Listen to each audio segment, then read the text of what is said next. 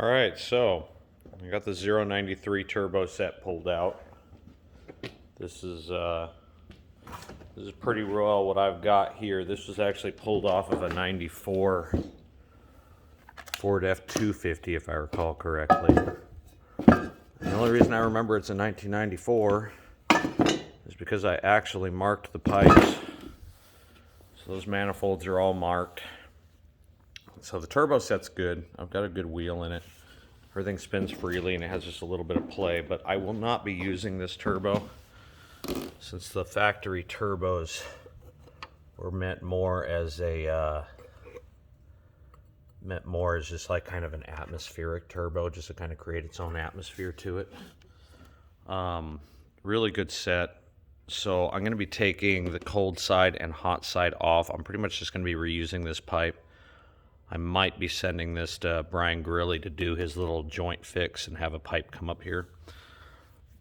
I have to see what the fitment's going to be because the body sits a little bit differently on the Bronco as opposed to how I've done them on the pickup truck, which is a little odd because the front end of those frames are about the same, but I think some of that has to do with the AC system a little. I think I was about an inch off, but it shouldn't cause any issues. I know I will be having to trim for the down pipe I'm going to have to put on this thing because this has the crimped down pipe still on it.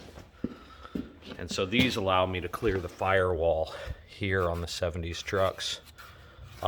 Even with the pinch out, I really can't fit like the full-size down pipes, and I don't want to go to like something like the Boyce Oval or something like that because that'll still cause, for the transition from round to oval, it's going to cause quite a bit of a kind of like a back pressure situation because you're having to transition the pipe to wider and thinner.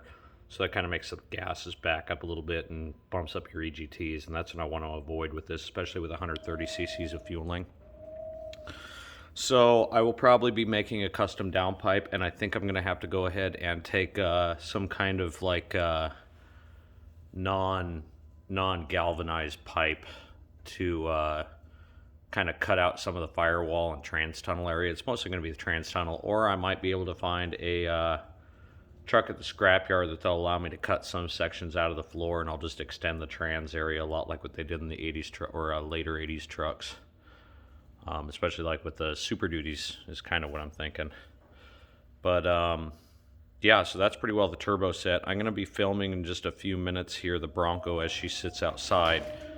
As you can hear, it's a little windy outside. It's even pushing the pole barn around, but I got her sitting out there and I got quite a bit done, but I want to clean up some of this shop first before I go walking through there. But that's where I am with the turbo set. I will have that bolted on probably at the end of the night. I might do another motion capture or something like that. I did motion cap putting together most of the Bronco, but sadly my gimbal wound up dying, so for the last half of it, putting the top on and the back tailgate, it wound up looking straight at the ground, go figure. So I'll try and bring you some better content. Other than that, Robert's shop, his whole reloading area, all the bolts and everything, tools, Kimber's Camaro, and the pile of stuff that I either had to put in the Bronco pile or I'll be taking back with me, and some various other parts and tools and whatnot, some torque converters I need to take back for the 79, and then Robert's pile of parts that's gone down one shelf is all pretty well organized. So his good friend growing up, Richard, pretty much Uncle Richard, he came by and clowned around a little bit, but he really knocked this shop out. Like, he hit it harder than I ever did. It made it look like I did absolutely nothing.